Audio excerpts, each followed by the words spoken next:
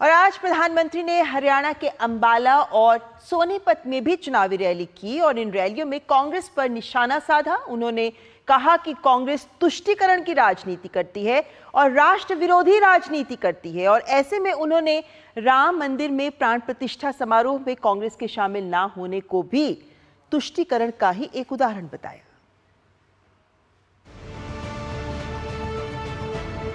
चौबीस के कुरुक्षेत्र में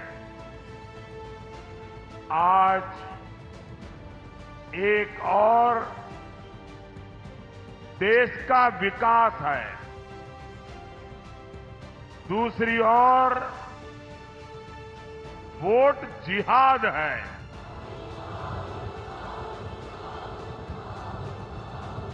ये इंडी गठबंधन वाले वही भ्रष्टाचारी और घोटालेबाजों की जमात है।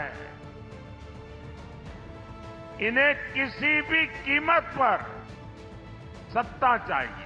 इंडिया अलायंस के एक नेता ने मीडिया वालों को भी बताया कि 5 साल 5 प्रधानमंत्री का पद क्या हमारे मुतराम की जलेबी है क्या?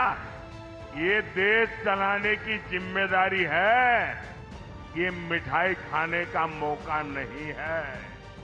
हरियाणा की सभी 10 सीटों पर 25 मई को मतदान होना है। उससे पहले प्रधानमंत्री ने अंबाला, उसके बाद सोनीपत में रैली कर कांग्रेस और INDIA गठबंधन की राजनीति का पर्दाफाश किया। कांग्रेस और इंडी गठबंधन का कलेजा फट रहा है। उनसे पाकिस्तान की हालत देखी नहीं जा रही है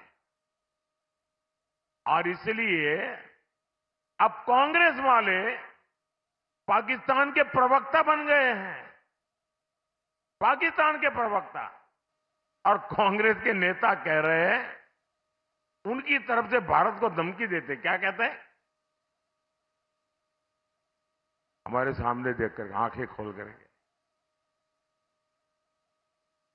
चुप रहो, जरा डरो डरो डरो।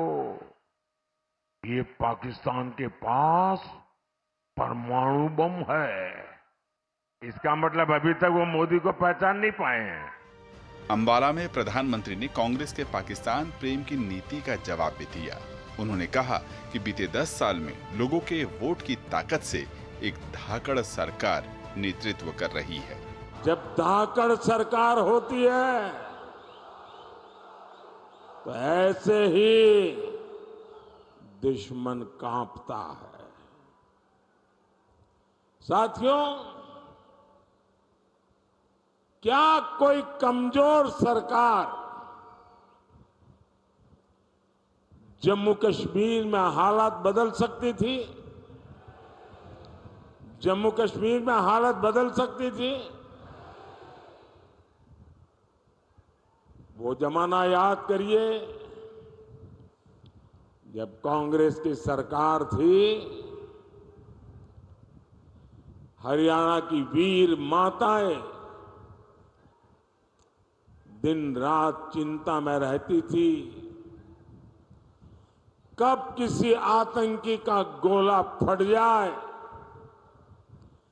कब किसी पत्थर से हमारे फौजियों का सिर फट जाए। और आज 10 साल हो गए, सब कुछ बंद हो गया कि नहीं हो गया? बंद हुआ कि नहीं हुआ? दलितों और OBC आरक्षण पर कांग्रेस की नीति पर भी प्रधानमंत्री ने राजनीतिक वार किए। उन्होंने बताया कि कर्नाटक में कांग्रेस ने सत्ता में आने पर कैसे धर्म के नाम पर आरक्षण का लाभ धर्म विशेष के लोगों को पहुंचाया था। उन्होंने कहा कि INDIA गठबंधन पूरी तरह से स्वार्थ का समझौता है। इसमें ना तो सहमति है और ना ही समझ है। यही वजह है कि देश में कहीं ये साथ हैं और कहीं अलग अलग दिखाई देते हैं। दिल्ली और हरियाणा में हाथ में झाड़ू लेकर घूम रहे हैं और पंजाब में कह रहे हैं झाड़ू वाला चोर है। अब इन्होंने हरियाणा वालों को समझ क्या रखा है भाइयों बहनों, इनके लिए वोट बैंक ही सब कुछ है। अब कांग्रेस के लोग कहते हैं कि एससी, एसटी, ओबीसी का आरक्षण धर्म के आधार पर बांट देंगे।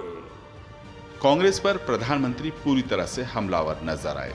उन्होंने श्री राम मंदिर को लेकर कहा कि कांग्रेस की नजर में देश की जन भावना और 500 साल के संघर्ष का कोई मोल नहीं है। अपनी जहरीली नीति की वजह से ही पार्टी ने रामलला की प्राण प्रतिष्ठा का निमंत्रण ठुकरा दिया था। ओपी यादव और विशाल बेरिस्टो के साथ ब्यूरो रिपोर्ट, डीडी न्यूज।